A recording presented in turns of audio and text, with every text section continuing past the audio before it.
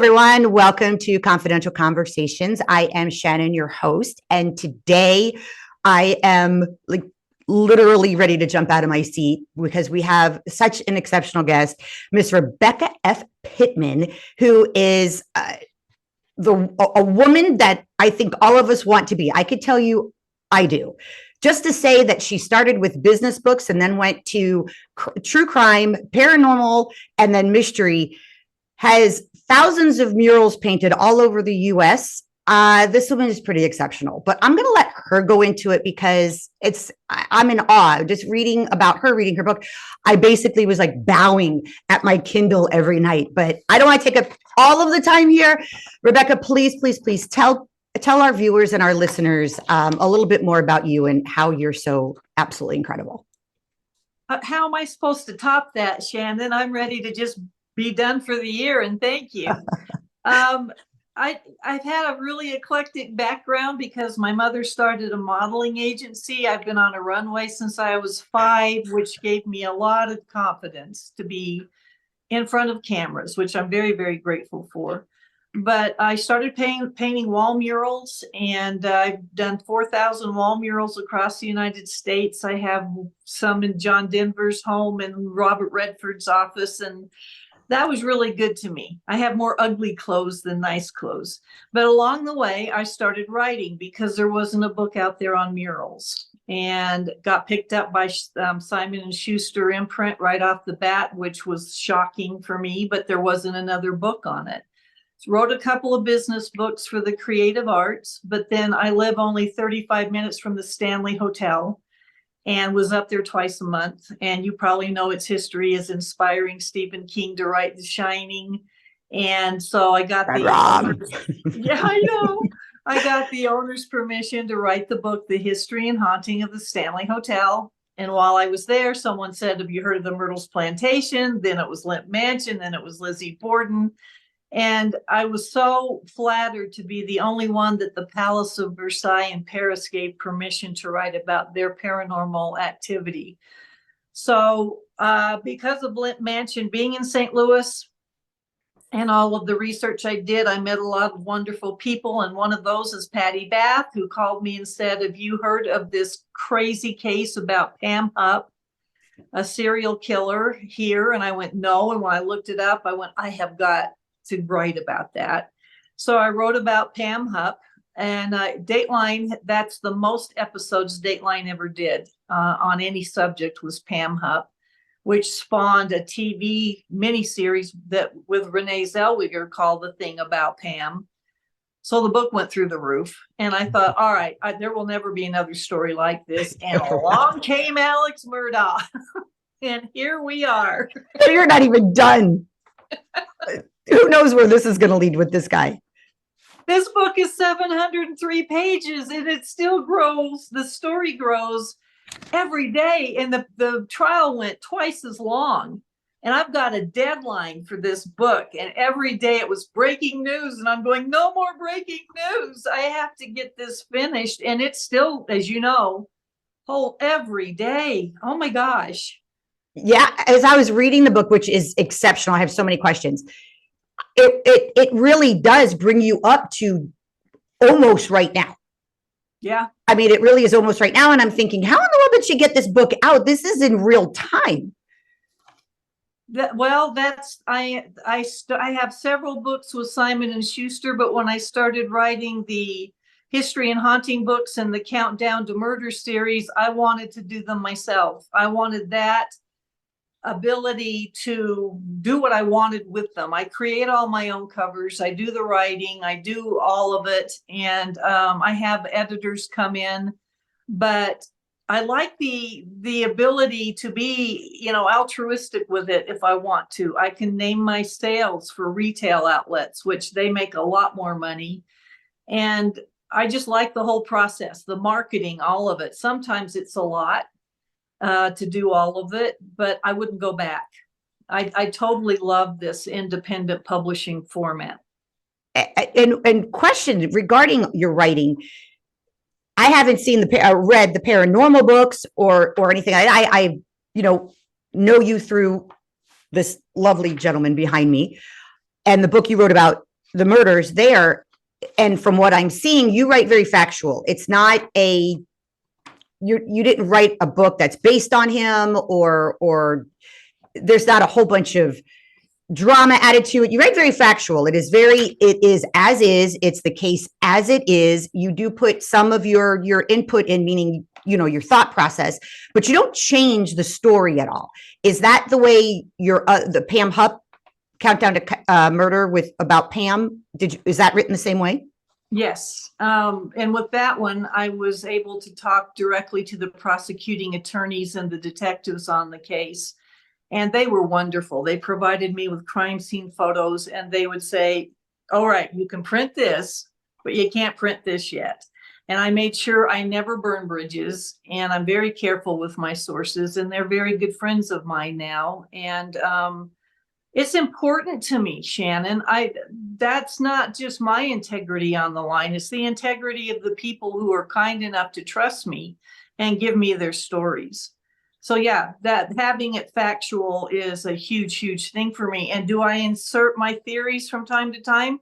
Yeah, but I try to back them up with either testimony or police investigative work. When I wrote about Lizzie Borden, which is true crime, I read 5,000 pages of trial transcripts 3 times, the police report, coroner report, witness statements, and wrote what I felt was the most comprehensive book I could write on that case. So that's important to me. My integrity is very important to me. Well, you can see that in the book, the amount of research you did, because it isn't just you pick up at Alec Murdaugh and 2 murders. You have so much backstory and the history of South Carolina and the history of the drug running and all of that is documented. It's fact, whether you like it or not. In South Carolina, this is a fact of your backyard. No disrespect to the people there, but that is the history. I'm from South Florida. Trust me, I get it. And you write about it, and it gives you such perspective as the potential of drugs and that criminal type of activity intertwines in this family and this life that now becomes Alec Murdaugh.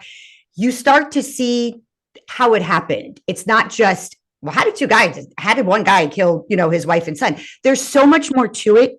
And the time it took for you to build that connection, or the possible connection, or just that the whole story is incredible. And I have so much respect that you didn't just write what was in the news. You went above and beyond and explained it in far greater detail. Well, my husband and I took a trip out there, and I was raised in Florida. So I live in Colorado now, but it took 10 minutes for y'all to come sneaking back into my conversation. But I met the most incredible people out there, and that gave me their time. A lot of them were scared. And that really hit home to me. When you see that visceral reaction when you're talking to them, they are still scared, and they have to live there. I get to go back to the Rockies. But I went out on the search and rescue boat, and that they were kind enough to take me out there and show me where the boat crash happened. Yeah. And I got to tell you, if you don't mind me doing this real quickly. Absolutely. Go for it. It's your episode. They spent 2 hours with me, and that tidal system, until you are sitting on that water, it's like a living, breathing, writhing, snake-like eddying thing going on. It is in constant motion. They turned the boat off on Archer's Creek and said, now I want you to notice what's going on with the water. So I'm looking over the side, looking at the water. You can see the movement under it, the currents. He goes, no, look at the shore. And it's when I looked at the shore, I went, holy crap, that boat was moving so fast on its own. And you could only tell by watching the grass going by like this. And now picture that boat going 25 to 30 miles an hour when it hit that bridge. And they actually pushed the throttle over to show me what it was like. And you have no idea until you are experiencing it. My hair was full blown. I was bent over. You had a sense of loss of control because the boat's almost airborne. And picture a drunk driver a drunk pilot at the wheel at the time. I wouldn't change that experience for anything, to be out there and feel the fear that must have been going on that night. And then interviewing Gloria Satterfield's youngest son, Brian, who touched my heart so much. And Beautiful, interviewing beautiful. Sandy. Oh my gosh, Brian is the sweetest thing. And then Sandy gave me stories about Stephen I haven't seen anywhere else, which really meant the world to me. Yeah. And so I will never forget the connections I made out there and going to the actual scenes, which you have to have that to write about it. You have to hear the cicadas. You have to feel the humidity and understand what was going on. So that was important to me, to be, boots down on the ground and trying to get in there and see what all I could find out. And it's reflected in your book. And I truly, I'll probably say this a million times throughout this podcast, and I assure you, viewers, listeners, down below us in the show notes will be links to everything we speak about today, links to the books, links to everything, Rebecca, photos of different experience she's talking about. I'll take you firsthand, one photo away from everything she's speaking about. It's truly remarkable what you've been able to put together. And I like the fact that you said that, you went there, you boots on the ground, you interviewed the people involved. You went as far back as the boat crash. I know the research you did to even bring the history of South Carolina into it.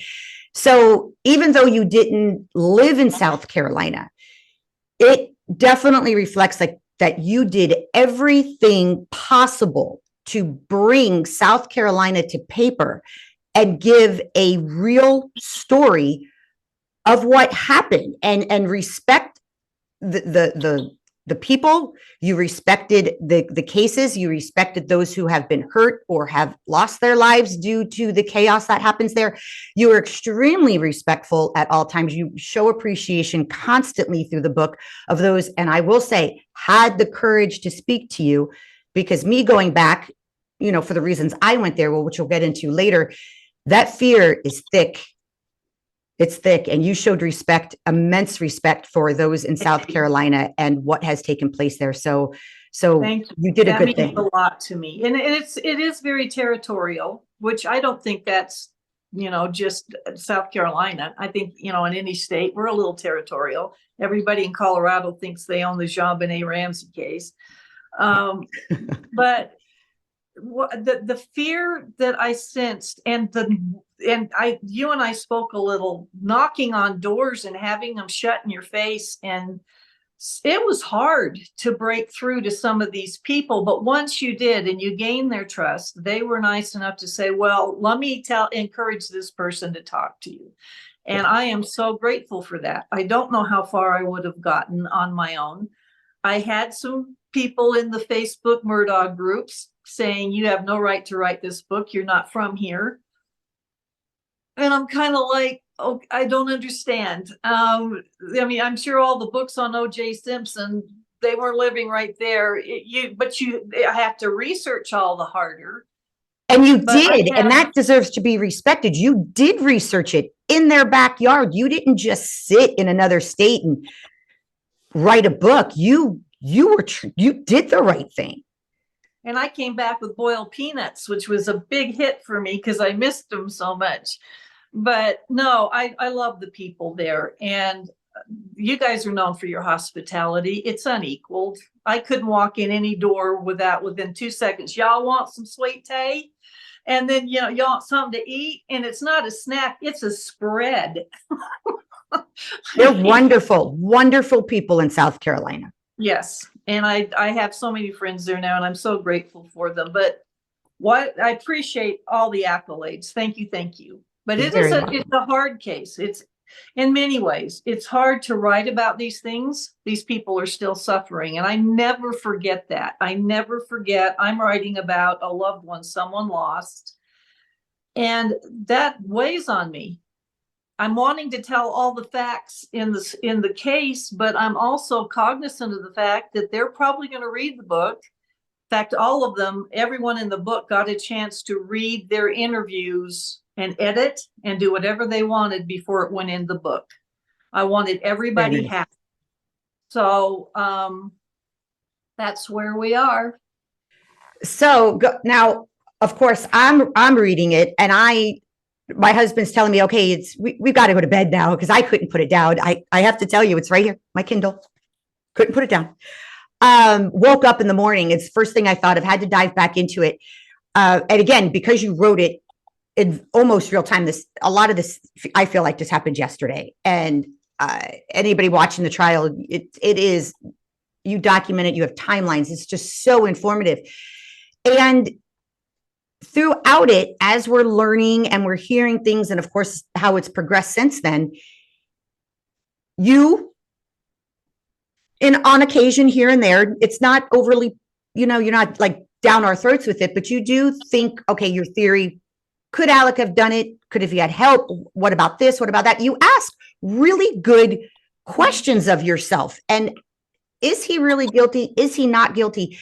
And through writing the book, and I remember going back when I was there for, a different reason, and meeting with everybody. And then this took place, and then he's arrested, and then he's convicted. And then you thought, okay, fine. Now people will talk. Now we'll start to, the foundation's going to crack. It's going to come. The floodgates are going to open up, and he's locked up, the monster's away. And, here comes, we're going to find out all that has taken place in Hampton County, South Carolina. And no, that fear is so thick that a lot of people said nothing. Like with you, it took time. It took me over a year to start breaking through to some people to just get the little crumbs, and then the crumbs became a little bit bigger. But now that we're looking at, as the ever evolving cases with this alleged, now is in question, jury tampering, and people think he might get away with it. Since you still have friends there, are you feeling that fear start to bubble back up again? My biggest fear is that the Stephen Smith case has been put on hold again. But yes, because I'll tell you why. And I don't know this other than the research of the underpinnings of it's like tree roots under the ground and entwined. I don't know how many other people are implicated in his crimes, and that there's obvious, you can see cover-ups. So what are you going to do? Are you going to roll on somebody that can roll on you? And I'm afraid that that's what we've got, is that this is so intricately interlaced with just all different departments out there that call the shots. That, I don't know. Hats off to Judge Newman for the no nonsense, sit down, I'm running the show here attitude, yet so calm. He gave me hope. And I still have hope that with the jury tampering allegations, let's see what actually happened before we go nuts.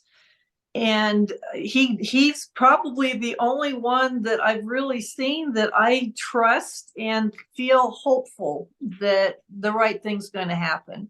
And, Russell Lafitte tried to stay out of prison. He finally went in Thursday last week.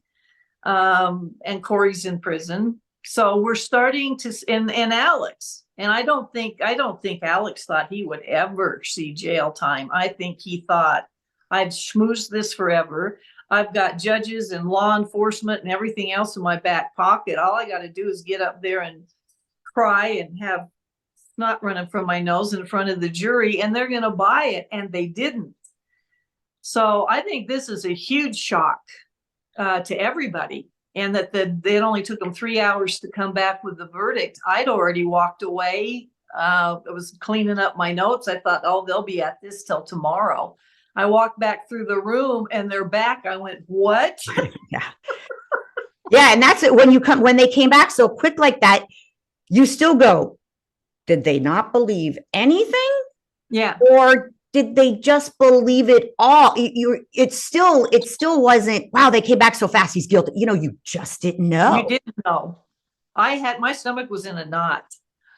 because I've got to write it as well. And until, it seemed to take Becky Hill forever to read that verdict. And I thought I was going to explode. And then Yeah, when she read it, I was like, oh my gosh. And it's what happening. registered a lot was there was not a lot of emotion from Alex's family. It was almost like they had accepted it. And even during the sentencing, there was even less. Because John Marvin's a very emotional guy, and they, panned in on him. No tears. He looked very stoic. It's like they had accepted it, which I found interesting. There's something about John Marvin. I don't trust him. I think that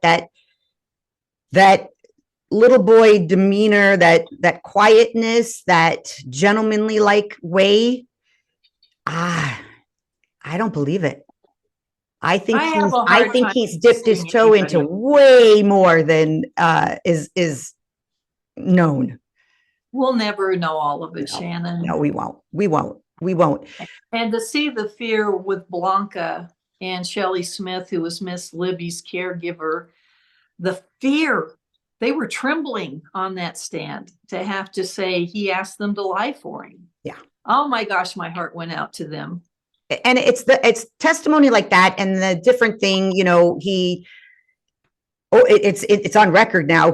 I think, wanted Maggie at that house. He gave her false pretense of going to see his father that was ill, and at no point did he even go. He didn't even go. So Right. He brought her there.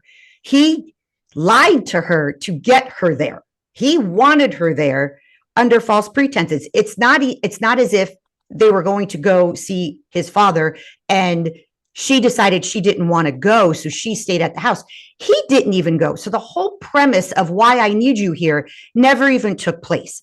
So to me, I don't know, that you lured your wife that didn't even want to go, didn't trust you either, to her death. And I can't see it any other way. In the book, I agree with you. Since I wrote the book, and since Dr. Kenny Kinsey has come out with other statements, and I think all of us love him, find him very credible. He was the prosecution's crime scene reconstruction expert.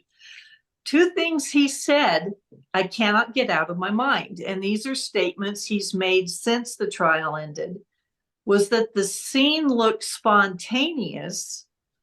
And then the last thing he said only a few weeks ago was it looked last minute.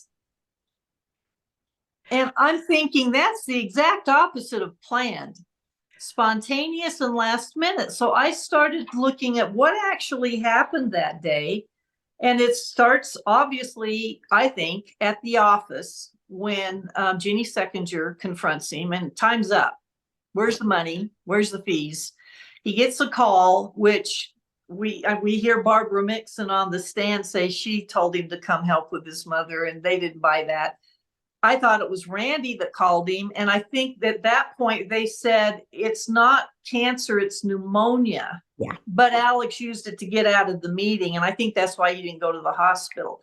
But that, to me, for the countdown to murder, is when it started, that because the calls to Maggie were in the afternoon to come home. That's when she starts telling Blanca, he wants me to come home. It's like around 3:00-ish. I'm wondering at this point, since we're playing devil's advocate, what if he just needed her to come back as one final begging, because Moselle is in her name. I need this. I'm in trouble. I've got to do this. I need you to, I have to use it as collateral. If he said he could give me the money, but this time he's going to need collateral because now the bank's on his back. And she said no, because they found the drugs only a couple of weeks earlier, she and Paul, the little detective. And by looking at the timeline, this seems to be the first time she and Paul got to actually sit down together with him. My guess is that might have been what the dinner conversation was that he can't seem to remember.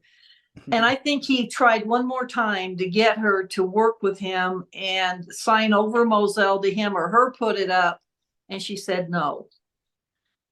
I do. I have a hard time thinking this was planned to kill him at that point. He had Paul out riding around with him for an hour all to himself. He could have killed him then and even made it look like it was a shooting accident, shooting hogs with somebody else or whatever. And then I have in the book, was Paul Murdaugh supposed to die? And I put my reasons why. And in the prologue of the book, I say, look, I offer things for you to consider as an armchair detective. These are me throwing out questions based on things I've seen.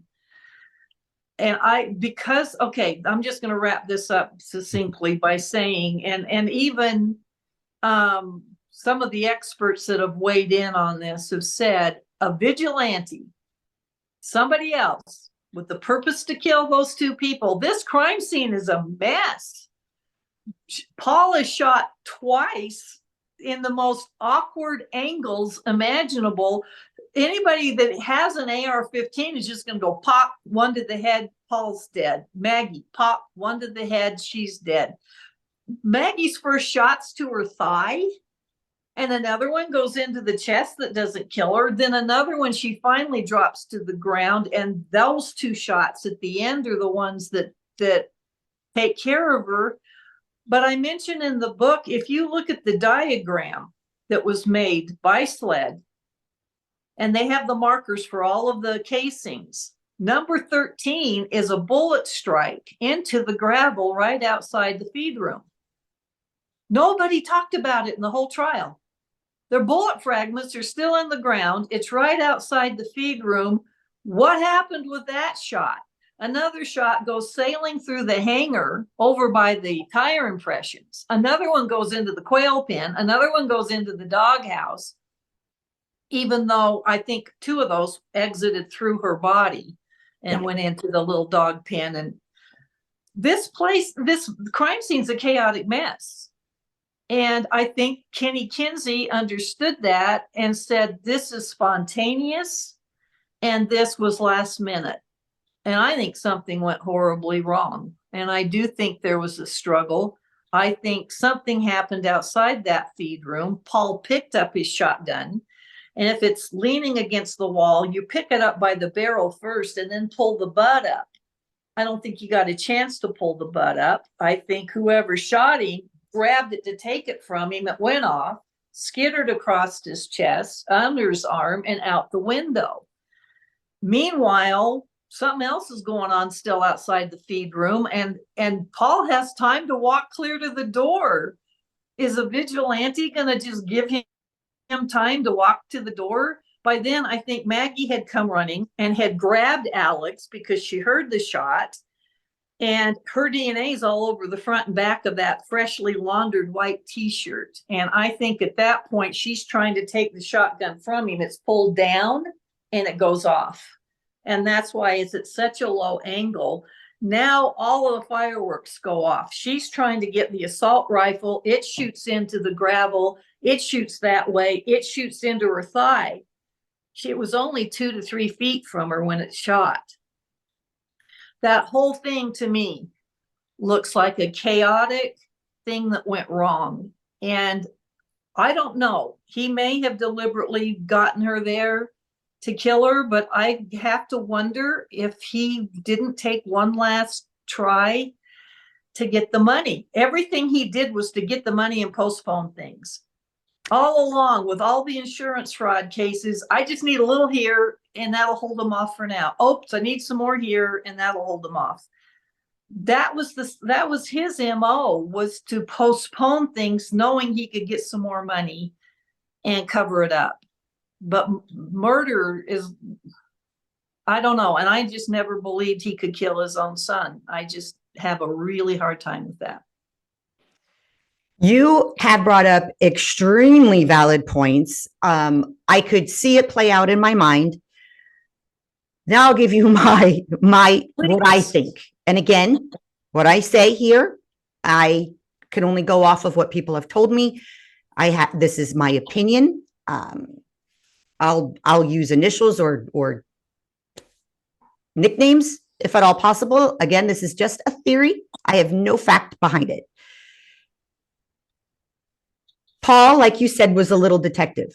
I think Paul knew a lot more of his father's past, not just the alleged drug habit, because I'll never believe that was a drug habit. I've thought from day one, looking into the Stephen Smith case, that there was drugs, money laundering, and a hell of a lot of corruption, trafficking. A lot was involved that I believe we'll get to when it came to Stephen Smith's murder. And it was always a murder. It's not suddenly a murder. It was always a murder. And I think Paul, being a little detective, knew this. He knew very well what has happened to Stephen. He knew about the cover-up. He knew very well who was involved. I think he knew the same thing about Gloria Satterfield. And being, he's a Murdaugh, he's not going to roll over on his meal ticket. He was able to do anything he wanted, and his name and his family name and his uncles and his grandparents and everybody else always got that boy out of trouble. But he knew a lot. And the first time he felt, this is again all my opinion, the first time that boy ever saw the potential to actually get in trouble, to actually maybe go to jail, was after the boat crash. And because of that boat crash, yes, a lot that opened up floodgates to a ton of financial crimes. But I do not think at all that Maggie and Paul were killed due to Alec's financial crimes. And I'll explain. You've got Paul, who's never, ever, ever gotten in trouble. Doesn't matter. Everybody knows it. It's even with the boat crash, even with someone missing, they're like, he's a Murdaugh. It's not going to happen. People still don't think Alec's going to really end up in trouble. He's a Murdaugh. It's not going to happen. So you don't think his own son's going to think that? He's not going to get in trouble. But I think for the first time, he thought he was. Now, again, this is alleged from what I'm told by people who are close to Stephen and also friends with Paul. They referred to him as the heir and the spare. If that's true, this kid knows his father doesn't like him. Shoot, when the police ask him, what's the relationship like with your wife? Oh, it's good, besides for maybe some, arguments here. It's wonderful. Well, what's the relationship like with your son? As good as it could be. Total flop. There's like no emotion. There's no love. There's no nothing.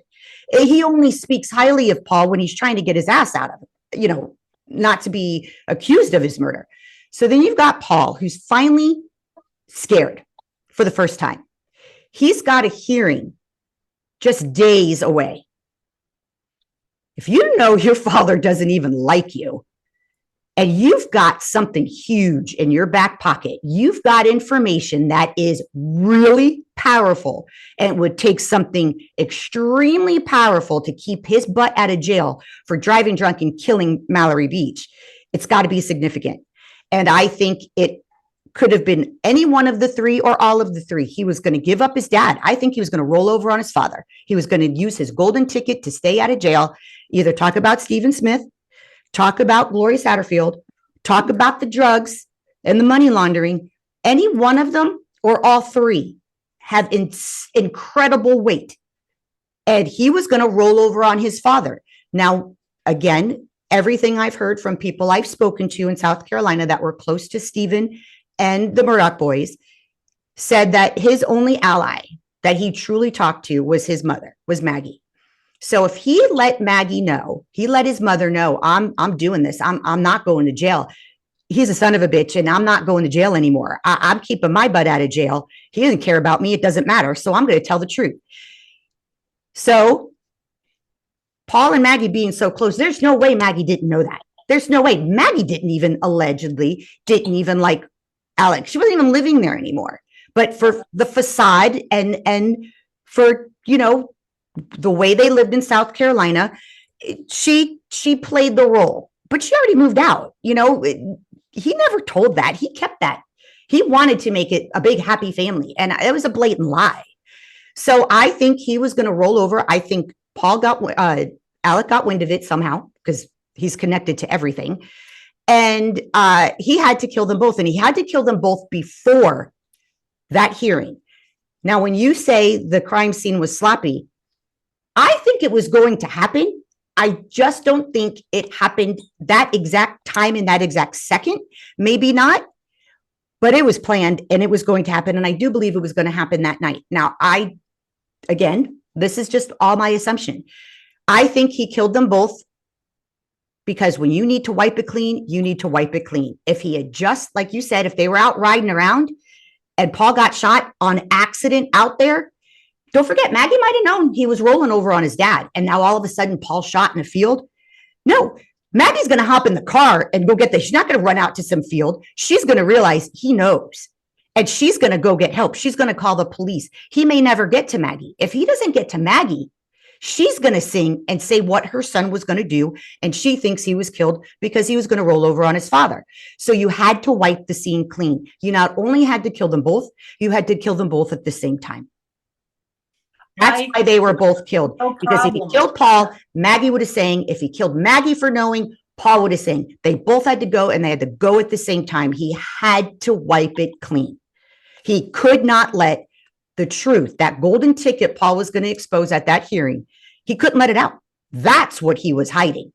Because he admitted to all the financial crimes. Right. And then the crocodile tears, and I say crocodile tears, I don't even think he had tears. He had a lot of snot, not tears.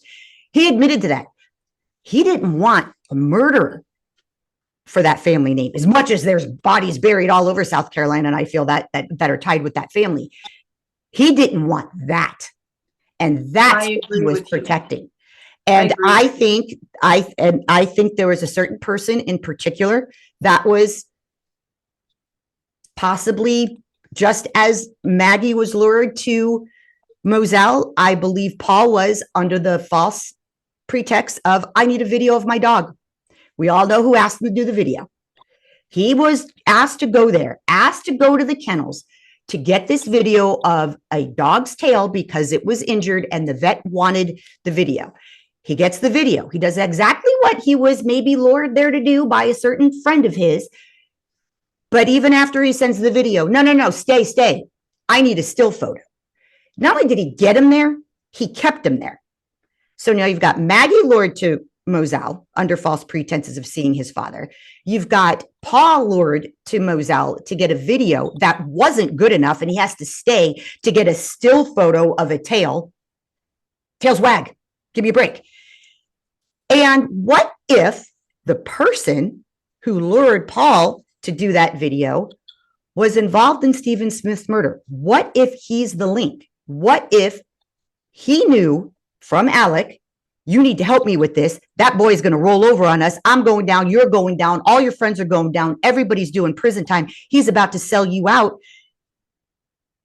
You'd say, why would a friend take part in a murder of their friend? Well, what if that friend was going to roll over to keep his own ass out of jail? And you did what you had to do to keep your butt out of jail. You lured him there. You got the video. Then the video wasn't good enough. You needed more. You kept your butt out of jail. You kept your secret because now Paul's dead. It is so, no, what you're saying, see, that's what's so compelling about this case. It can go so many different ways. But what you're saying, I can't argue with. The only thing, there's only two things that is the timing, because he didn't call Maggie and ask her to come home until after Jenny Seckinger cornered him. If he was planning on doing this because of the trial, the hearing, there was a hearing coming up in a few days, why did he wait so long? It seems that that catalyst was that conversation about finances. And in my humble opinion, that's what set off that day. And he calls her at the last minute to come home.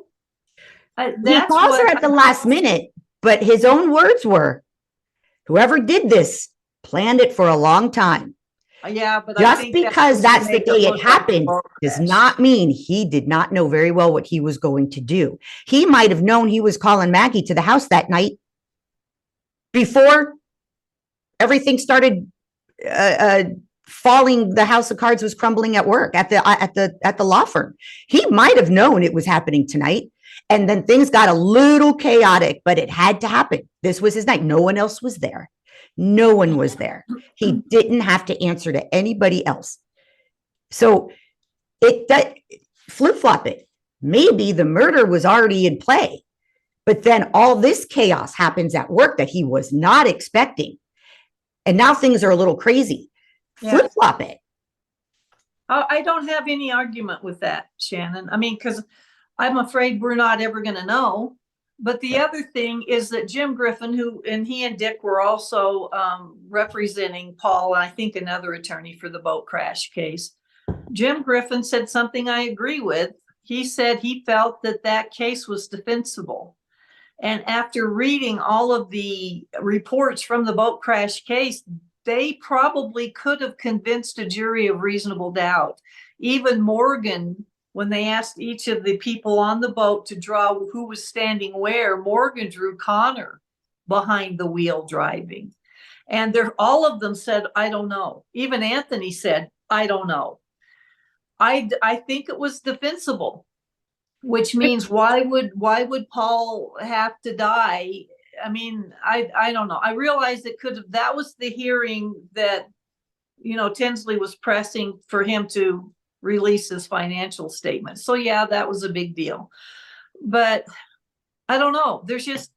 And that he was trying so hard, Alex, to get CB Rowe there that night, who was supposed to be working that day and wasn't because he was off looking for another job. I think if he did have this all planned out, he was going to throw CB Rowe under the bus for the murders, that he was there on the property. He was the second person he named. First, it was a boat crash. I know it was a boat crash. But then when they interviewed him in the car, SLED interviewed him, the second person he threw under the bus was CB Rowe. Yeah. So yeah. I definitely think CB Rowe is going to be his cousin Eddie. He always has a fallout. He's got a fall guy. He's got a fall guy he can pin something on. Yep. Him being there alone is, I think, why it got sloppy. What he had planned for a long time wasn't coming about because he didn't know CB Rowe was going to get a job. He was looking for another job. He probably didn't doubt that CB Rowe would have been there, would have shown up, and he would have been the exact fallout that he needed. But all of a sudden, your plan's not coming together because you don't know CB Rowe's not coming because he doesn't really even want to work for you anymore. You have no idea about that part of the story. So now you got a plan B. And you got a plan B when they're both in the same spot. That's why you don't tell anybody you were at the kennels. You had no idea that video was taken. Yeah. I think he went with his plan B. I think he shot Paul. I think he did not expect Paul to stand and actually look him in the eye as he walked towards him, probably thinking, what the hell? Why is my dad trying to kill me? And I think that shock, maybe he stumbled, maybe he lost his footing, maybe he wasn't standing from a perfectly straight up angle, because obviously Alec is very tall. You do any kind of trip and fall and you're trying to catch your balance because your son's walking at you. He's walking at you. He is not dead. He is alive, very much alive, and you have to kill him. Maybe half falling back position, trying to get back up, one knee. He's a big man. You could have been that little youth shooting, because as he's trying to get up, he's lower, shoots up. The trajectory would work that he shot up towards Paul because he had fallen. Paul shocked him. He didn't expect his son to start walking at him once he shot him. I have guns. I have an AR. You don't expect someone to come back at you once you shoot him with that. And that's an easy shot. You can aim with that really good. I think what happened is he got shocked. I think he did not expect Paul to keep coming towards him. And I think that's why it got messy. I think he tripped, lost his footing, walking backwards. Maybe he hit something, the golf cart. I don't know. The hose, who knows? And I think then Maggie starts screaming and she comes running. He's half trying to shoot his son. He just watches his son's head explode, turns, starts to go, move towards her, get his footing, gets a couple of rounds off. She's running. That's why the shots are in awkward positions. He's still trying to get his footing because this didn't go down the way he thought. It wasn't one clean shot, turn, another clean shot, everybody's done. No, Paul stayed awake, alive. He didn't drop. And Maggie came running because that's what moms do. And he's trying to scramble for footing, gets the shots off with her. That's why I think he walked back over to her at the end. Those two shots, those were personal. That was like, die, bitch, Oh, I absolutely agree. And there's the one, yes, the dog kennel video, if you want to call it the smoking gun. But the big one you can't overlook, what happened to the clothes he was wearing in the Snapchat video of the tree? Only an hour before all this went down. And the shoes. Where did it go? Yeah. And possibly the pants, because shoes. Possibly the pants. Khaki pants are khaki pants. And if I know certain guys out there, you like, and I know me, I like a certain kind of pants. I might buy them in every color. I might buy more than one pair if they fit great. So just the fact that those khaki pants are on the ground, if you've got even two pair, that doesn't even necessarily mean that those were the pants. So technically, the shirt, the shoes, and the pants could all be missing. Now, if you thought for 1 minute producing the shirt, the pants, and the shoes that you wore that night that are in the video you lied about not being someplace, the first thing you're going to do is produce them. Look, here's the shirt. I had nothing to do with it. Exactly. Instead, he tried to get her to lie about what shirt it was. Yeah, he did. And he wore 3 different pairs of shoes within an hour. He's wearing the loafer-like shoes during the tree video. Then Shelley says he shows up in Sperry shoes when he goes to visit Miss Libby. And when they find him, he's in those neon orange and green tennis shoes. 3 shoes. And those are the only ones clean enough because he was stepping around the bodies. But he had to get rid of those Sperry's. Because blood's not going to wash out of those. They're like a cloth-like text. So they are. So if you have the one thing that could, he did it. He was there. There's blood involved, or where the heck did the clothes go? And why ask your housekeeper to lie about it? Multiple people lie. He lied himself. He asked for multiple people to lie. He asked the timeline to be altered. And in your book, and a lot of people heard it, when he's on the phone with a 911 caller, you can hear him. I think he said, was it here? He says something. He says here. He says here. And if I'm not mistaken, then I think the 911 caller even questioned it. I don't know if she asked if someone was there or if there's just been so many stories, but it was clear he was talking to somebody. Okay. Do you see anything? Do you see anyone in the area? No, ma'am. Is there any guns near them at all? No, they're here. And he got very upset and confused when they questioned him about that at that third interview. He goes, I said here? No, I did? Yeah. So, yeah. And if you listen, when he is back at the house, and you make a very good point in your book, where he's traveling and based on the dogs barking. Sometimes you hear the dogs, sometimes it's eerily silent. Sometimes you can just tell the dogs are in the vicinity, but you could tell his movement based on those dogs because they were going crazy, no doubt. Mm-hmm. But when he's back at the house, allegedly back at the house, getting that gun because he's so scared and he doesn't know who's out there, he says something again. He says another, and I'll try to pull it up and edit it into this podcast. He says something again to somebody. He's talking again to somebody. It's one word, but there's clearly another person. I feel like there's another person in the vicinity with him. So I don't think he did this, maybe not alone. But I have no doubt he's part of it. I didn't catch that. If you did, I know he says slow. I'm getting back in the car now. But it's while he's allegedly in the house. Right. There is another here moment. But he doesn't say here. He says something. I'll have to pull it up. I had it in my notes, but I don't want to go digging through notes trying to find one word. I'll just pull up the 911 call. He's been being threatened by my son had a boat sex. He's been being threatened for months and months and months.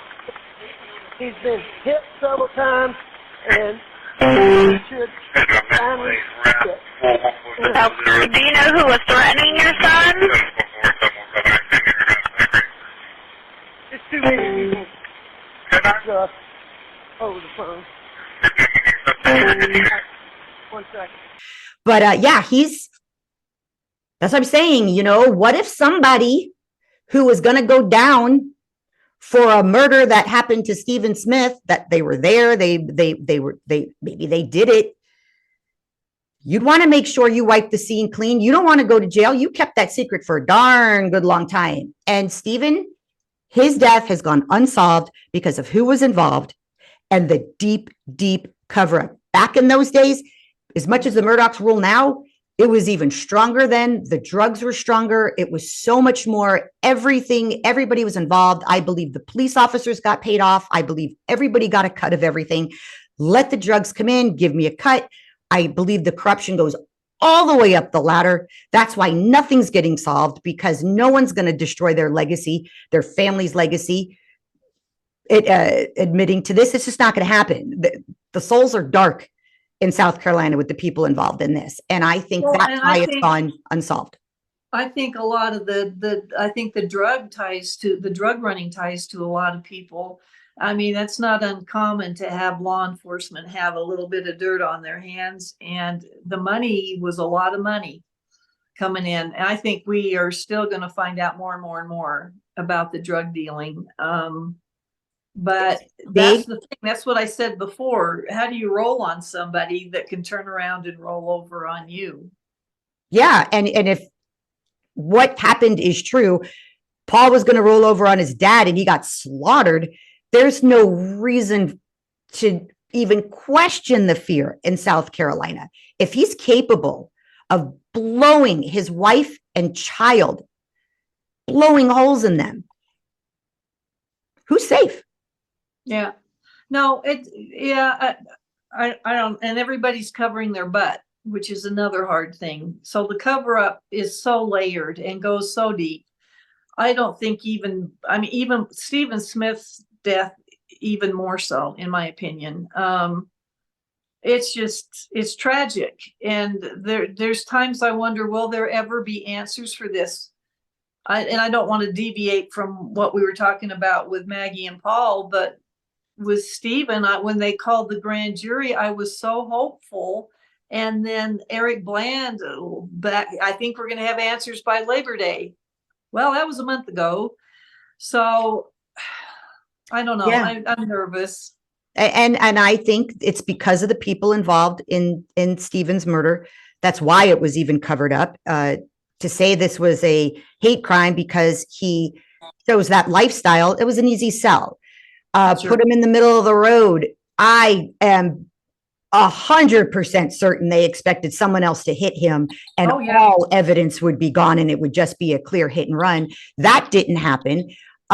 So it's this because the only reason why it's covered up is because the extent of who's involved. It had to be somebody important involved, or there would be no need for a cover up.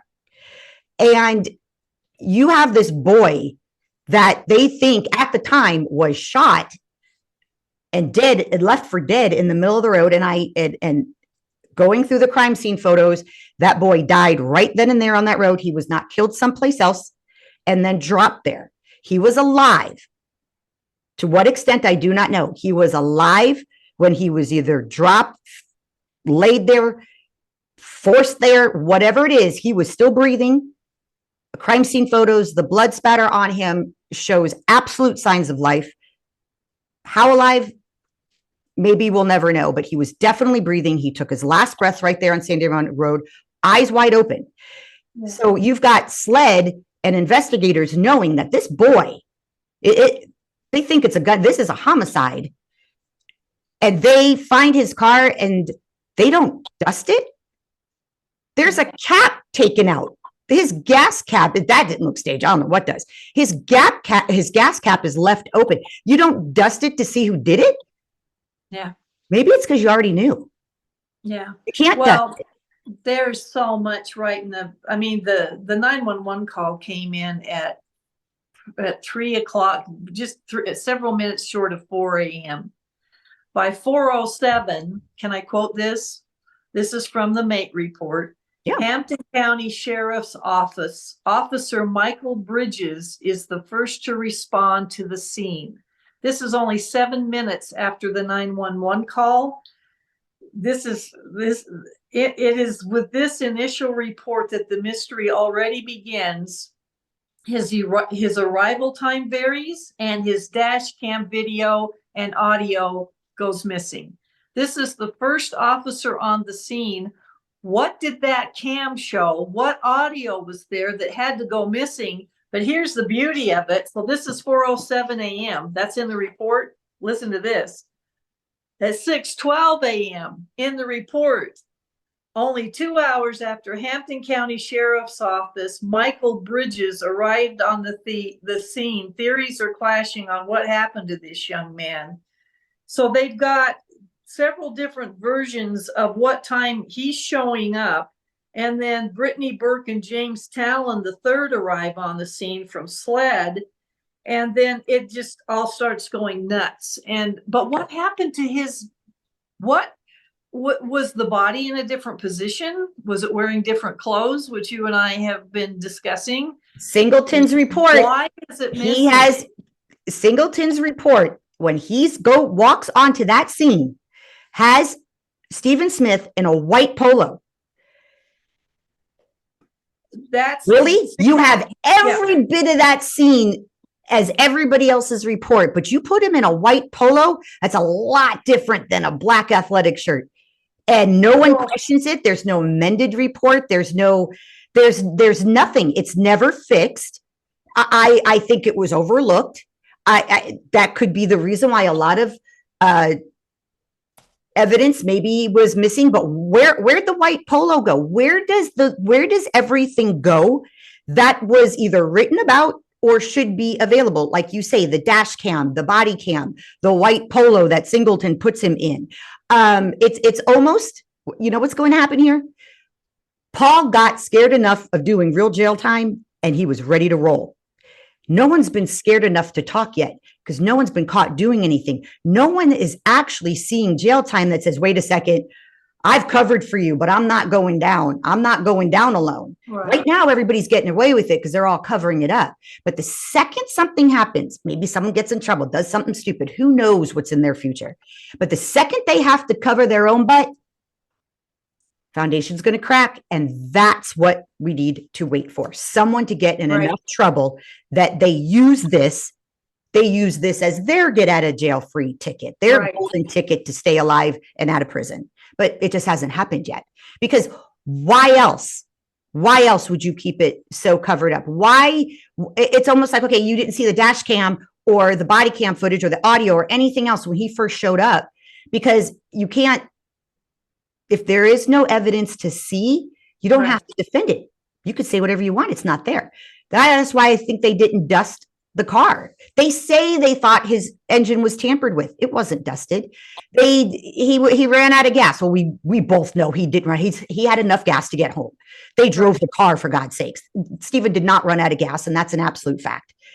They didn't dust the cap. Well, if you know the car isn't out of gas, but someone's staging it to make it look like it's out of gas, wouldn't you dust the cap? But that would bring evidence. That would bring a fingerprint. So the only way to make sure that doesn't happen, don't dust the engine, don't dust the gas cap. You can't be held liable if there's no evidence to be found. Well, Officer Moore said that, and he was on the scene, said that there was enough gas. And I believe he said he thought it looked like somebody had tampered with it under the hood to disable it. Earlier that day, someone had messed with the battery cables on Stephen's car. And Stephanie, but what's interesting to me is to see when Singleton showed up, because he said when he got there, he was in a white polo shirt. It was sometime around 6:12 a.m., which is 2 hours after the 911 call for the body being found. It says that shortly after, which was at 6:12, right around between 6 and 6:30, Brittany Burke and James B. Talon III with SLED arrive on the scene. They were not the only ones surrounding the body of Stephen Smith and comparing notes. Chief Jarrell with the Hampton County Sheriff's Office, Investigator Perry Singleton, and other Hampton County Sheriff's Office personnel were there. Coroner Ernie Washington also arrives. Later, you've got that Kelly Green, who was the coroner's deputy, the deputy coroner, showed Officer Moore photos of the body. This is before 8:30. So somebody took the pictures that we've all seen where he's in a dark polo shirt sometime within that 2 hours. A dark athletic shirt. A dark athletic. It's a dark athletic, not a polo. Yes. Yeah. And then in the notes, when they're inventorying what he was wearing, they called it a black shirt. Maybe it's the lighting from the cameras. It looks blue to me in the crime scene photos, but he's laying in the road in this dark shirt. And yet Singleton's saying that before 6:30, when he gets there, he's seeing him in a white shirt. And then later, Officer Smalls, Sheriff Smalls at the Hampton County Sheriff's Office says Stephen was brought in a white shirt. Well, that's your final stop before the autopsy. So at what point did they switch him out of shirts and take pictures of him laying in the road in a blue shirt? It doesn't make any sense. And some people say his arm was moved. Some people say one arm was underneath him. Could that have been how it got dislocated? That the pictures we're actually seeing was the secondary pose of Stephen Smith. Right. Because, if you're changing his shirt, all of a sudden we're going to, take that arm out from under him and put it out there. And then those are all the photos we see. Yes. And when SLED got there, they were told that the coroner's already moved the body, because I believe that's the coroner that rolls him over on his back and pulls his shirt up To show lividity on his back. Yeah. The lividity. And that lividity is at a diagonal angle. What if that's where his arm was? And that's why the blood settled there first, was that arm was pinned underneath him. The whole thing is such a mess. And then you've got, okay, it's a hit and run. No, it isn't. I see a bullet hole. You guys can go home. It's not for highway patrol anymore. It's a homicide. We'll take over. Then they do the autopsy. Nope, not a bullet hole. Bring the highway patrol back in. It was horrible. And I'm not making fun of it. This is a frustrating reaction to it. It's like, I don't know that we can unring any of these bells. It's a mess. No, but it works right into the Murdaugh philosophy. Create enough chaos that you don't know which end is up. Everything's tainted. You can cover it up because you own everybody, and off you go. There's so much chaos around it. And even if it did go to trial, could you imagine so much evidence being tainted and allegedly lost? SLED knew where that rape kit was. Hell, it's in the notes. It was never lost. That was the other thing. The person that was Kelly, the coroner, deputy coroner, Kelly Green, took the rape kit. You need a rape kit for a hit and run. So she collected it at the autopsy, and then it was given to SLED, but then later and then she was fired. 1 to 2 months later, Kelly Green is fired. Then it's given to somebody called Lynn Heydrich or something like that. And she is responsible for putting it in the evidence locker for the. She signed off on it. She's part of the chain of custody. Resigns and ends up working for Chief Alexander Gregory Alexander, who was Alexander's best buddy. What the heck? What are the odds of that? The last person to handle the rape kit resigns and goes to work for the fixer. For the fixer, yeah. Come on. And then but then SLED goes on to say it's that they don't know where the rape kit is. And through a source, it was questioned. Why are you not telling the truth? Why aren't you saying that you have the rape kit? Why are you keep allowing the media to go with this missing rape kit? And their response was, because we don't have to. They knew it wasn't lost. But it allowed, it funked up the waters enough. It even says which place she put it. Which cooler. Yeah. But then the other one that really sticks out to me, and it is an exact quote, is that SLED put in their report when they were at Stephen's body, they took away the car key. There was no other evidence to take away. Where's the phone? It's supposed to be in his pocket, but they specifically say that was the only evidence there was the car key. So I'm thinking the same person who got hold of Joel and Sandy Smith immediately that morning and asked for Stephen's passwords possibly had the phone. They didn't get the phone till the next day. And there's in the crime scene photos, they have a photo of it. It's not broken. It lights up. It's working. They just have to get into it. They knew they had a phone.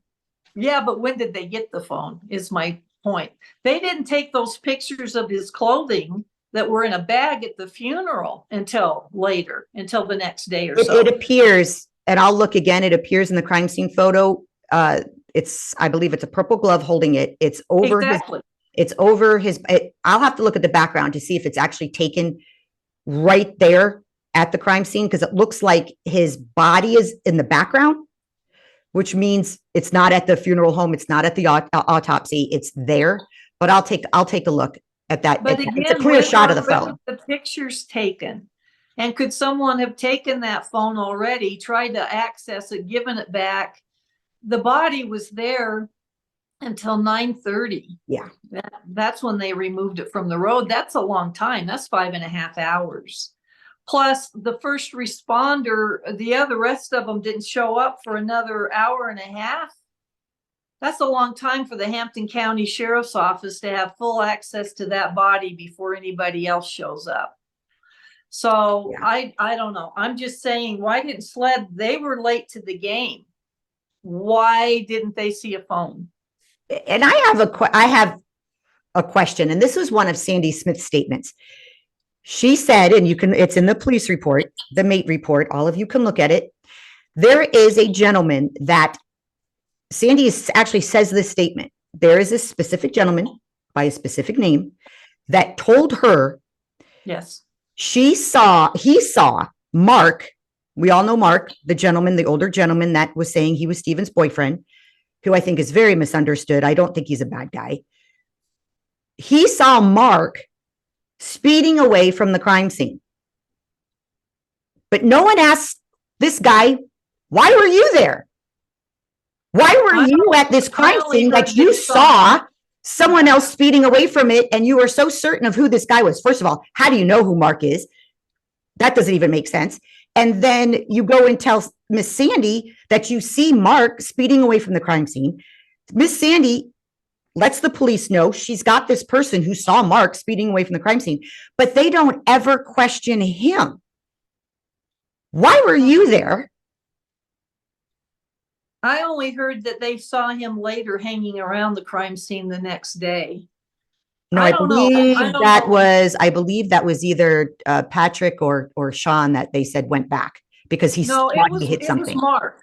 They said they saw Mark first early in the morning hours. I'll have to double check if I'm wrong. Everybody, don't write me hate mail. But the way I read it, and it's been a long time since I've gone back through it, I read it as if he was there at the very, very early morning hours. Again, Mark says he couldn't drive of the medication he was on. But if that gentleman saw Mark, even if he was there at a different time, why was he there? And why hasn't anybody questioned him? And in doing some research on this gentleman, his ex-wife used to cut Murdaugh's hair. And in doing so, allegedly, also helped with some of the drug disbursement. Just take that as you wish. It's alleged that she partook in the income that could provide. And this was his ex-wife. What's the connection? Why were you there? And why did anybody talk to you? Everything is so intertwined. It's just, and then there's, I believe in looking for patterns. And there are patterns here. Three of the boys implicated for what happened that night were suddenly brought in on charges, mostly for vehicular accidents. The PMPED represented them within a few weeks or a month of Stephen's body being found. They're somehow implicated in lawsuits with PMPED. One of them, Patrick Wilson, and I don't think Patrick was there that night. He was given Corey Fleming as the attorney to represent him. And yet all three of these boys, and Brendan, whose name came up a lot, supposedly he's the one that started the rumor mill that there was a relationship between Stephen and Buster. Mm-hmm. He is also brought in within weeks in the same month on car accident lawsuits with PMPED. And all three of those cases were expunged the next year. All three of them. You tell me the odds that three different names that were brought into association with this murder are brought in on PMPED lawsuits, and Corey Fleming's given to one of these guys, although again, and SLED already gave out Patrick Wilson and Sean Connolly's names this year. Yeah. So I'm not saying anything that's not new. They said they were pulled in as persons of interest or for questioning or whatever. Well, when I was researching the book, and I got an amazing source that did not want to be named because of her ties and because she lives there. But she needed desperately to tell somebody what she knew. And maybe it's because I'm from Colorado. But she told me some things that happened when Stephen died. And she has an eyewitness that's after this softball tournament that we've heard so much about, that was the evening before Stephen's body was found in the early morning hours, that after the softball game, Sean Connolly, Don Terrio, somebody named Roe were seen getting into Buster's truck with him after the game. Then later, this one kid, it comes in and talks to Proctor at the sheriff's office and says there was a party at Moselle after the softball game with heavy drugs, and that it was after that party that these guys are going down 601, see Stephen mess around with him and kill him. So, and then suddenly you've got Sean being involved in this story where he supposedly said he was drunk that night, hit something, thought it was a deer, went home, slept it off, went out the next morning, saw police everywhere, got scared that it was maybe he had something to do with somebody being hit, goes to his friend Patrick and tells him, I don't know, I hit something, but I don't know what it was. Patrick, while he's relaying the story to someone else, is so emotional or so upset he goes outside and throws up.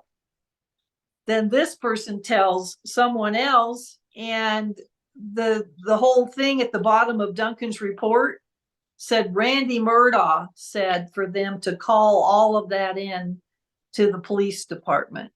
Then later, the guy that gave the story to Duncan came back and said, no, I didn't say that. I didn't say that Randy told me to call. So they're mucking up the waters, causing enough confusion. This is what happened over here, but we're going to make you look over here. It's like, it's what they do. It's the Cousin Eddie effect. Cousin Eddie tried to shoot me in the head. Oh my God. I think Cousin Eddie also gets the raw end of the deal. I think at one point, Cousin Eddie was a really good guy. And I think he got into an accident and Murdaugh represented him. And his life went to shit after that. I think he was used and abused by Murdaugh, and he's been a scapegoat ever since. And yeah, maybe he's involved in some crooked stuff right now, but I believe it all stemmed because of Murdaugh. I think at one point he was a good guy. Do you know that there are 3 people that slipped the grave associated with this? They were throwing Connor Cook under the bus for that boat crash. He'd have gone to prison for 30 years probably. And they may have been able to do it. Then you've got Cousin Eddie, who I believe was supposed to die that day and be the one that shot Maggie and Paul. You've got CB Rowe that didn't show up when Alex was trying to get him there that night, and probably saved his own butt, because I got a feeling he'd be dead too. That's 3 people that lucked out, in my opinion, in a major way. I believe that. I don't believe, and if I'm wrong, I'll eat it. I don't believe Cousin Eddie would have ever harmed them. Oh, I don't see that either. I don't think he would have done it. What kills me is this latest documentary where they finally get him on there. Nobody said, where's the gun? I'm sitting there waiting for them to say, okay, when you got the gun from Alex and took off, where'd you throw it? I don't know. You're going to at least be able to say, I pitched it out the window. It went in the water somewhere. I don't know where, but nobody even asked him. And maybe that was one of the conditions for him being on the show, is you can't ask. I was going to say, you don't know the backstory to, there's probably a certain things he was willing to take part in and certain things he was not. And we don't even know if cousin Eddie has already given up that information and he's being protected. Yeah. Oh, I don't think we'll ever know any of, I mean, this is such a mess. But when you look at the patterns of the PMPED's role, and especially Corey Fleming's given to the Satterfield boys to do damage control this over here for me. And then he was given to Brendan, and Brendan's one of the boys that was seen getting into the truck. He was the first one to say, hey, did you guys hear there's this funny thing going on with Stephen and Buster? And then he's implicated in 2 other places where his name comes up. Mm-hmm. And then one of my sources who did not want to be involved had heard that while Brendan was at a bar with some people and he was drunk and talking to his best friend, he said, we beat the blank out of that little blank. And so he was, and you know, people when they're drunk can say things, and it may or may not be true, but that's what supposedly he said. Then the day of the murder, and this one really got to me. A person that Gloria Satterfield was very close to went to her the day of Stephen's murder, very upset. And this person said, Gloria, what's the matter? And she said, Buster turned his truck in for repairs today. And the word was already everywhere about Stephen's death. And she was just really upset about it.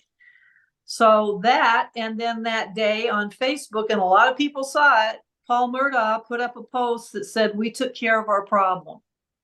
Alex found out about it, blew up, and had him take it down.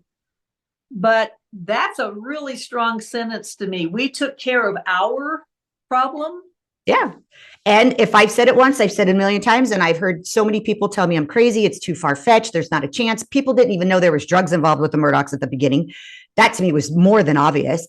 Is I believe that Stephen was murdered because he knew too much.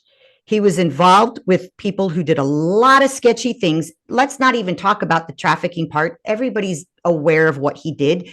To some degree, I believe he did it intentionally. I think he wanted to get money, become a nurse. I think he had very high aspirations for himself. He was insanely smart. And did he dabble in a world that was questionable, that maybe afforded him money, quick money? Yeah, that's really possible. He was a beautiful boy and he was smart, but he also knew the people who were involved in the drug running, the money laundering. He was hanging out with Cash Patel at Bobcat Landing. If you look where Stephen's car was, that is a straight drive from Bobcat Landing. The road curves. You don't even get off the road. It goes right to where his car was. If those boys are driving around and forced him off the road, he was friends with them. He did know them. And if you've talked to people, I have found not one person in South Carolina that said they didn't like Stephen. No, Even if you didn't like his lifestyle, he was not disliked.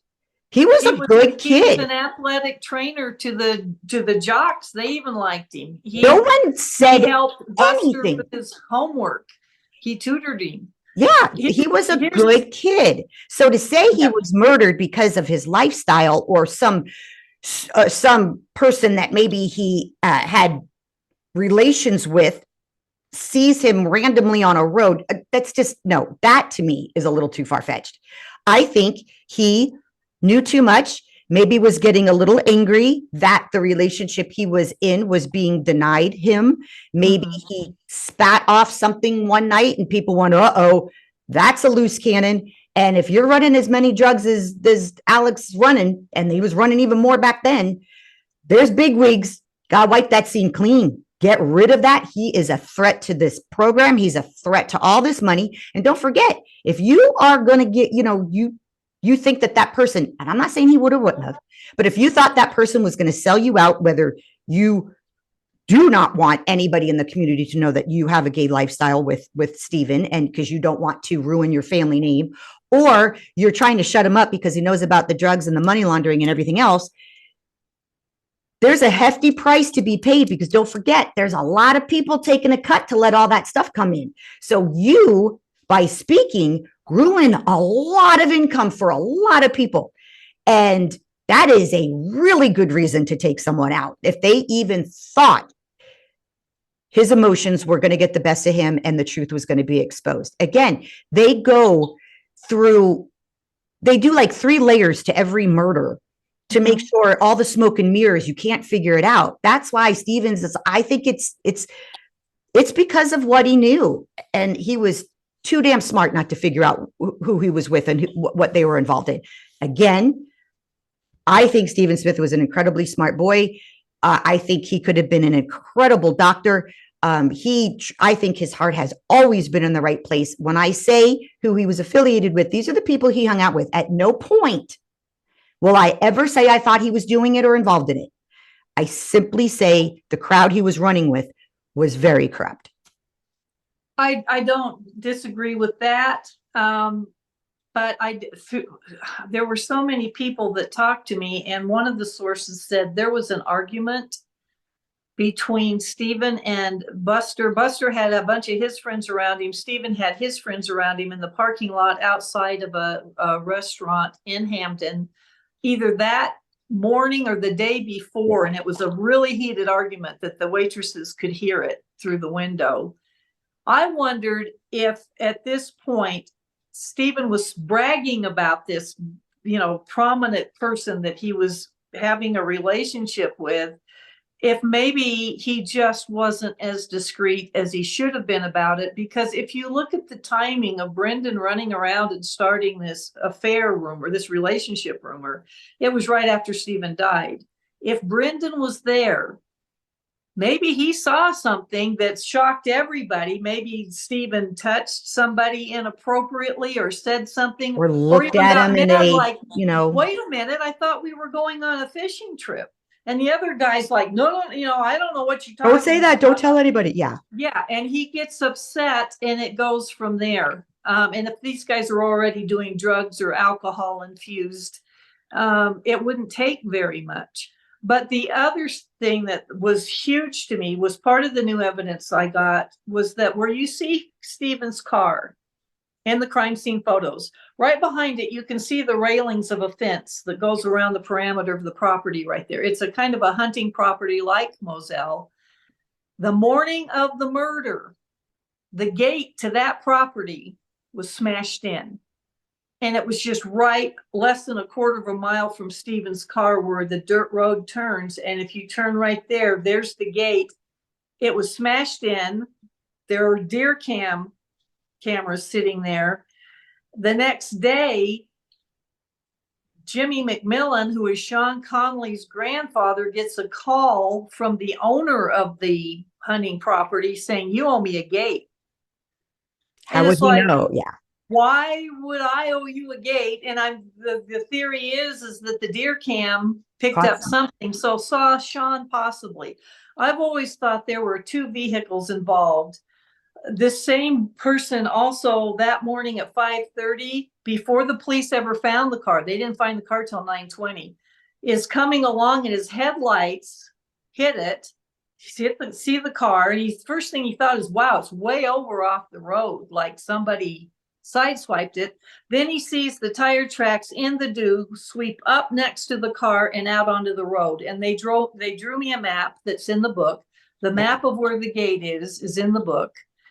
That's all new. And one of the people working at Jimmy McMillan's farm confirmed that, yeah, he got a call saying this, he owes this guy a gate. And then you get the broken side view mirror to Sean's car that he hit something that night. Later, he claims he hit a deer. Were there more in there? But there's damage to Buster's truck. So I've always thought that whoever swerved over and ran him off the road, that they possibly, because one of the people said they heard he was pulled out of the car.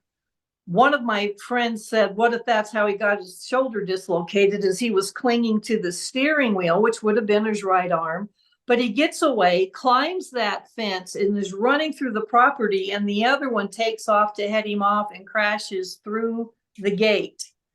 And then I believe he was hit and knocked unconscious. And at that point, because it was probably a very egregious wound or whatever, because the autopsy said several skull fractures to his head. they go, all right, we're going to just make it look like he got hit in a hit and run. I think he was barefoot because he had been at Bobcat Landing. You guys have the pluff mud out there. His shoes had perfect layers of smooth mud still on the bottom of them. No pebbles like he'd been walking in them. Mud flakes off with flexy little tennis shoes like he had on. It's not going to stay smooth like that. The sand was still in the treads. And if you look at the crime scene photo of the driver's side, there is sand all over the floor. I think he got them wet, muddy, put them maybe on the passenger floor mat and drove home barefoot. But you're not going to sell a I was walking to get gas story barefoot. I think after they laid him in the middle of the road, they put his shoes back on him and they're untied. But there's no way the mud on the bottom of those shoes saw any walking. No. In my opinion. Well, and you have to keep in mind, the running theory all this time was he was walking because he ran out of gas. Right. And that's been the sales pitch. Right. For TV, everybody's gone. He ran out of gas. Now, first of all, if you've driven that from Bobcat Landing, let's just say hypothetically, because that's kind of it's a perfect sense of where it's coming. There's not a gas station in sight. That boy was not walking to get gas. If he was walking at all, they could say, well, why would he leave his wallet if he was going to go get gas? There's not a gas station in sight. He wasn't walking to get gas. At best, he was walking home. But what that narrative, your wallet. Yeah, but what that false narrative is he was never out of gas. No. That part is not a factual part of the evening, Stephen, or the early morning hours when Stephen died. He never ran out of gas. So that whole narrative, you have to scratch it because it's more to it than that.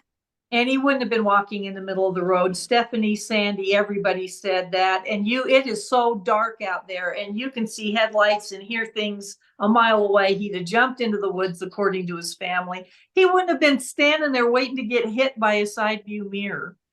So the whole thing was staged. I think everybody agrees with that. But the shoes, I think, are a huge clue that somebody put those shoes on him at the last minute. Say, oh, wait, he wouldn't have been walking barefoot, put his shoes on him. It's possible. So it's just horrible. Yeah, because one person I spoke with also spoke about a party that night and said that it would be highly likely that Stephen called maybe even Buster to get a ride home. If that is actually what happened, if he needed a ride home, if something happened. Again, his car wasn't out of gas, so it had nothing to do with gas, but that somehow he may have called for a ride or something like that. They said that would actually, they knew they were friends and they knew that they were having a party that night. That is a possibility. That's why it was important to get that phone and find out what was on it. Well, that could also be the reason why they do have the phone, they do have the data, and they've released nothing because of what's on it. Yeah. If you're involved in this massive cover up and now the phone data and all the analytics and all the towers and everything else and text messages, if that implicates somebody, that's never going to get exposed. They'll lose it before it gets exposed. Well, I had remote viewers actually do a session and I put it in the book. And remote viewing is credible. It's been used by the CIA, the military. It's because it is a psychic implication. Sometimes people go, oh, really? Yeah, but what they science. found knocked my socks off. And it's not, maybe on his way back from Bobcat, he stopped at the party and things went bad there. And he jumped in the car and took off and they chased him because maybe he threw out threats, jumped in the car and took off. And that's why he sideswiped, that car is forced off the road. That's not that far out there. The only evidence they have are those 10 little 1 millimeter pieces of blue paint that were found. And they were, because the clothes were just thrown into a sack with no chain of custody. It's hard to tell, but they came back later and SLED did and said they could have come from an ATV, like a gator or a mule. We know that they had all of those on the Moselle property. And then And a while blue I was one. looking, yeah. So while I was looking through Maggie Murdaugh's Facebook pictures before they got taken down, 5 months after the murder, there's Alex standing in front of a blue mule or gator or ranger. They all look alike. It's beat up. It's old. And he's standing in front of it. His father's sitting in the front seat, and John Marvin and 2 kids are sitting on a cooler in the back tailgate area. And I thought, what if that was one of the vehicles? If he did show up at that party, maybe Paul jumped in that with one of his buddies, and all of these guys took off, and they threw his body in the back of that and then threw him out onto the road. And that's where those paint flecks are coming from. But it's a beat up blue ATV. And it was that year, it was taken December of the same year. So I don't know, but seems to be the only evidence they have. And they say, well, we're going to have something to compare it to. Yeah. So I don't know. And I think it's awfully strange that this boy who was out and about till the late hours of that evening, and no one, not one person, has said, yeah, I saw him that night. Nobody, not even people saying, listen, I saw him. He was alive and well, except for Mark that says he spoke to him.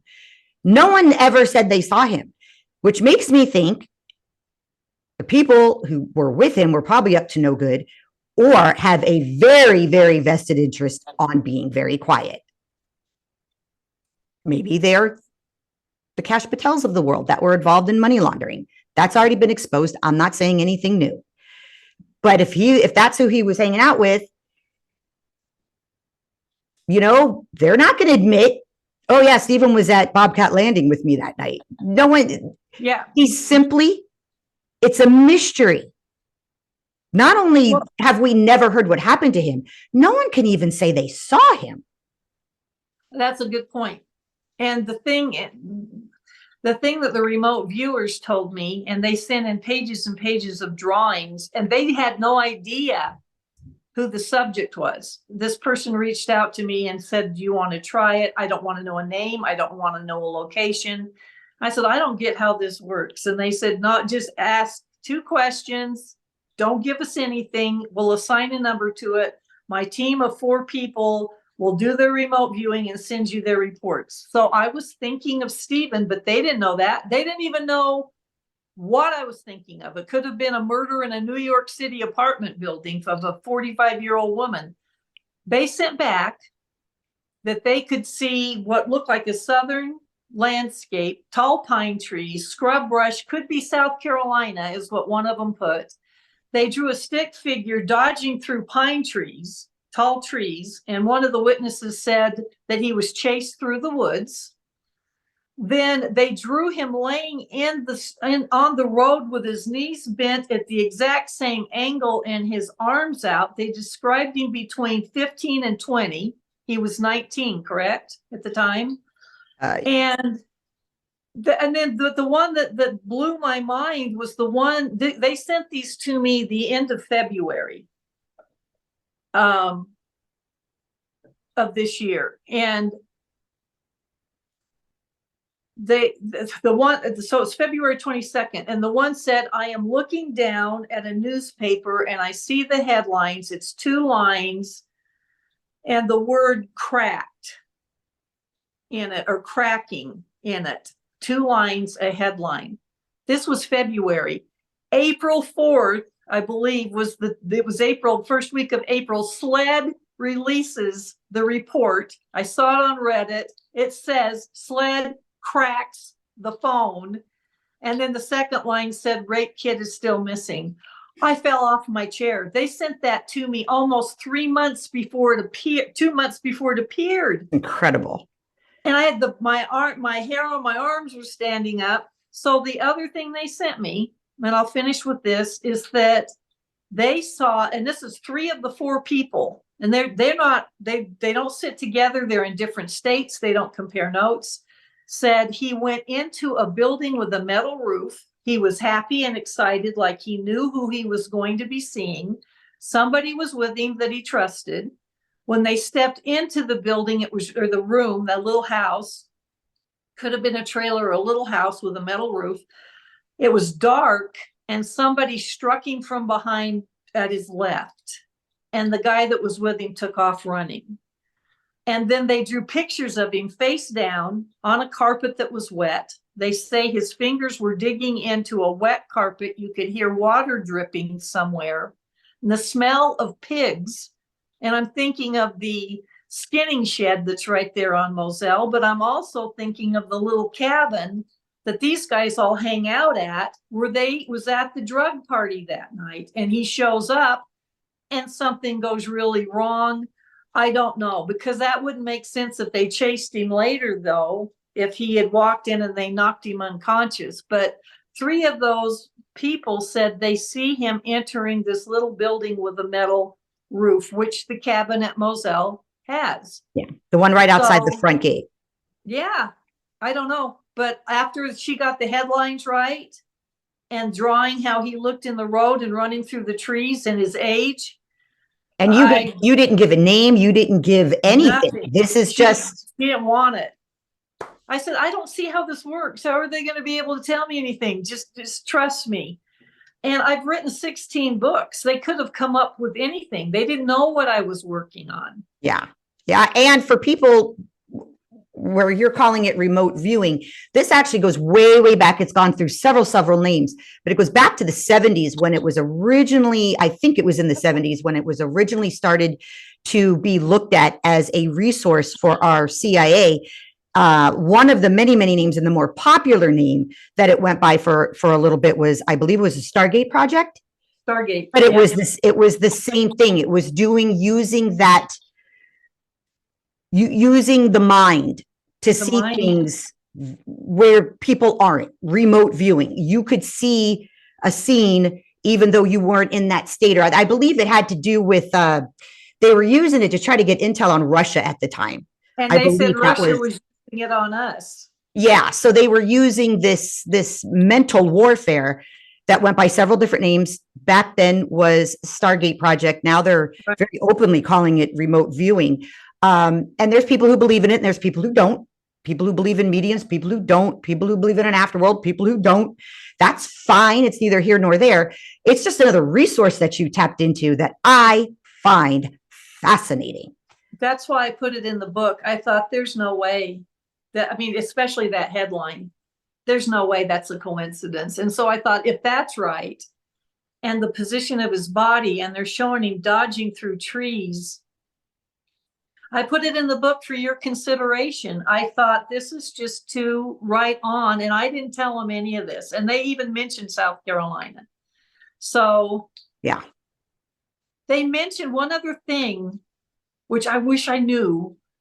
Little blue, red, and yellow flowers. All of them were seeing these little flowers. So I called some of my new friends out there, and they said, yeah, they typically grow around chicken coops.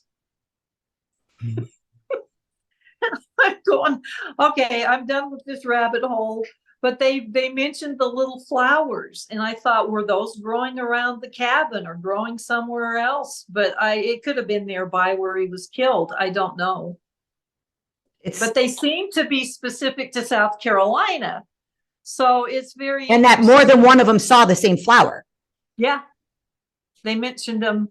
For Colorado, it's columbines. You don't see those in other places. So there are flowers that are specific to certain areas. And I mean, I stayed up awake. I was awake a lot of nights after I got their report. There's pages and pages. It's almost 100 pages between all of them.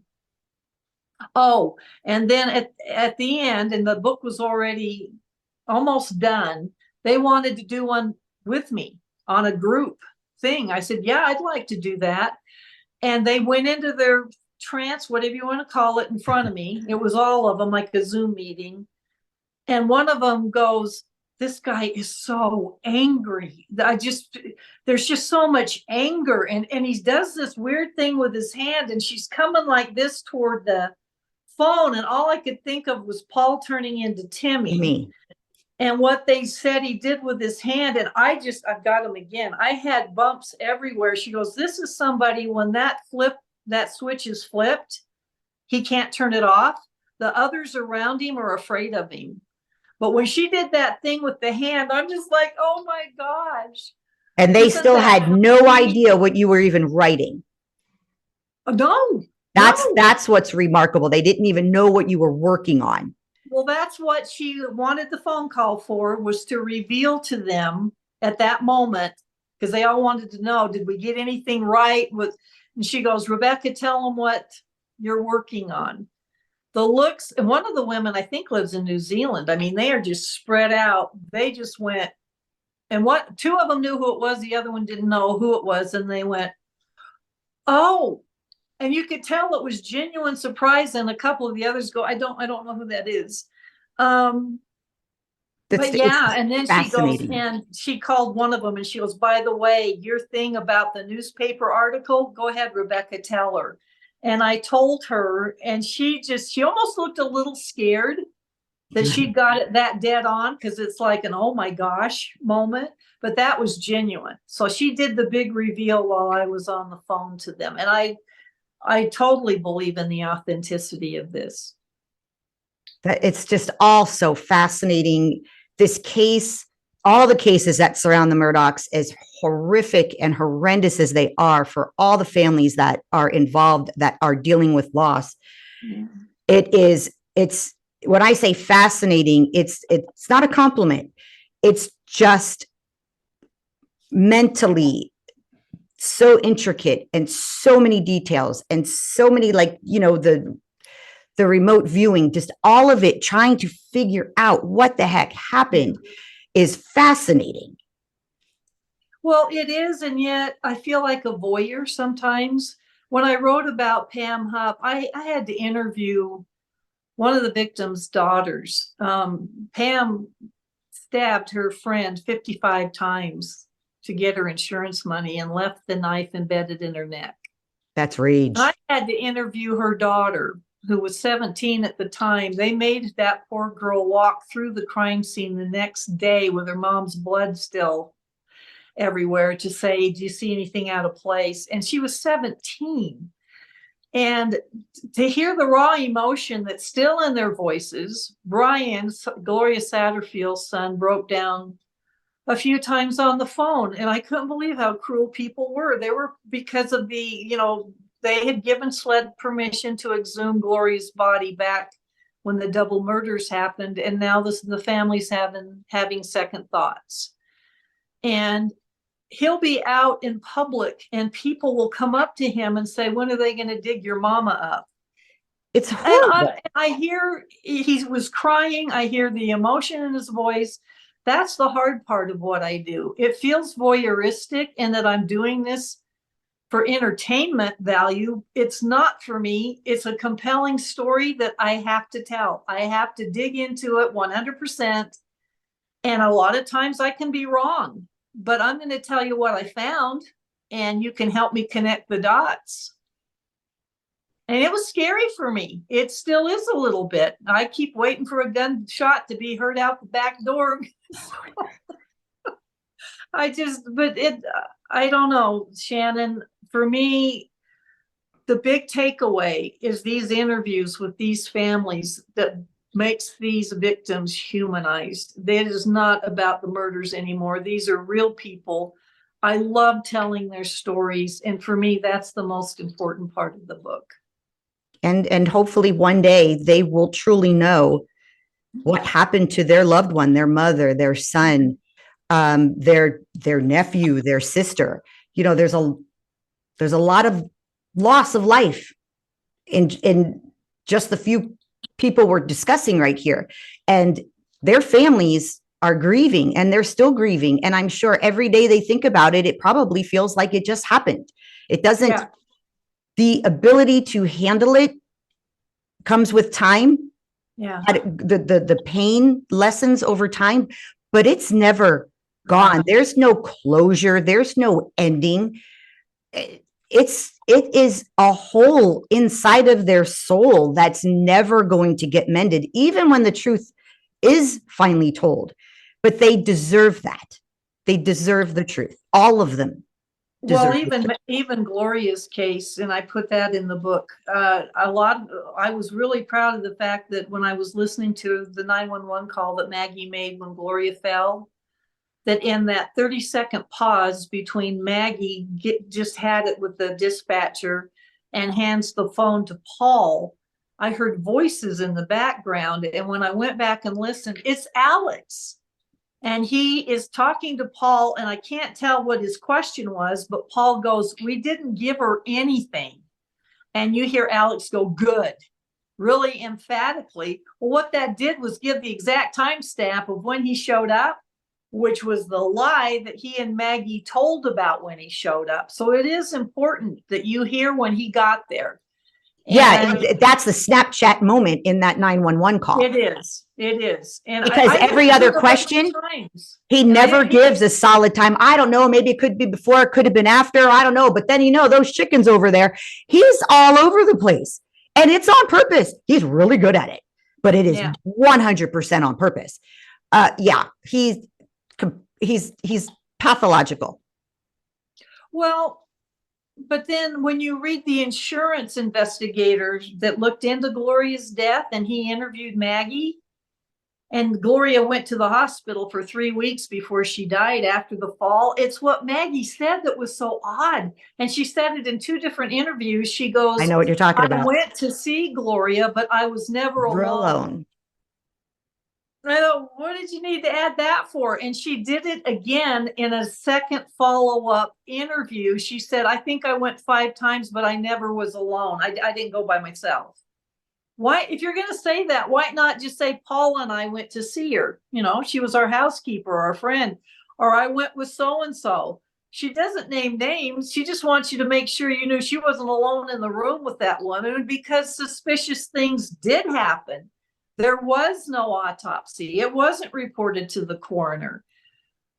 So there's stuff with Gloria too that without the exhumation, probably we won't know anything. And even if they did, we might not know anything, but that whole thing is so suspicious, and the timelines do not match up.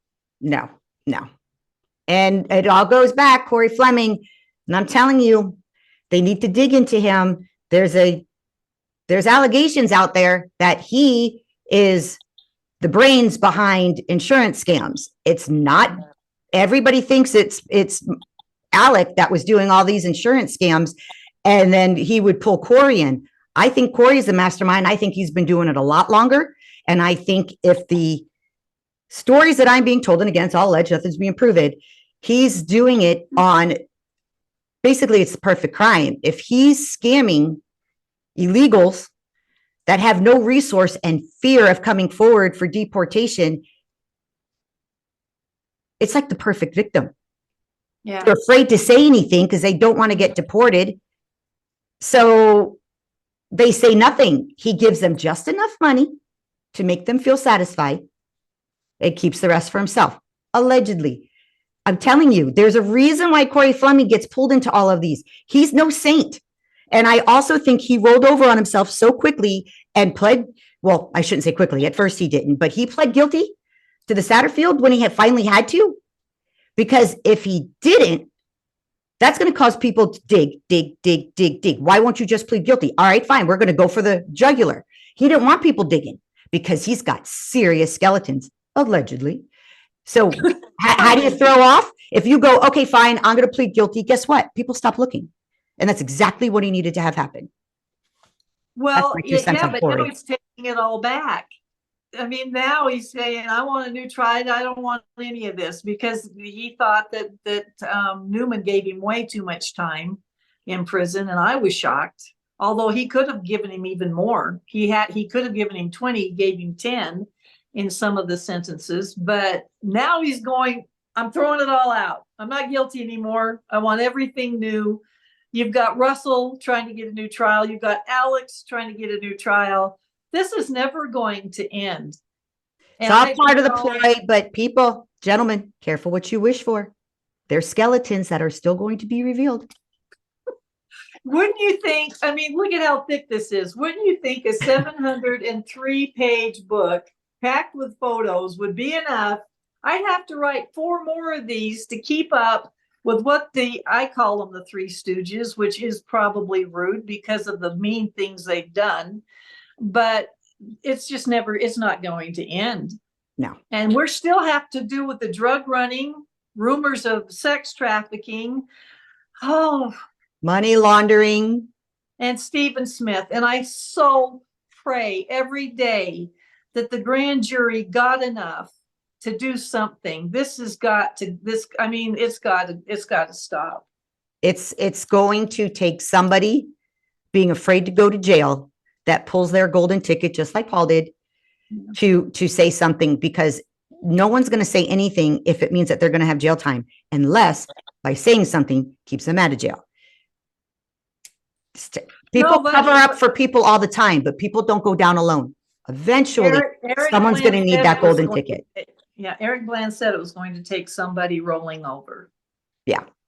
Just I like would have thought a grand jury hauling your fanny in would have done it, but wow. Yeah, that all depends. You know, when there's higher ups that are involved in the original cover up, that's going to go nowhere. Yeah. Too many people are not going to risk their legacy. I want to give you a compliment. You've given me so many. You did a lot of research into the Stephen Smith.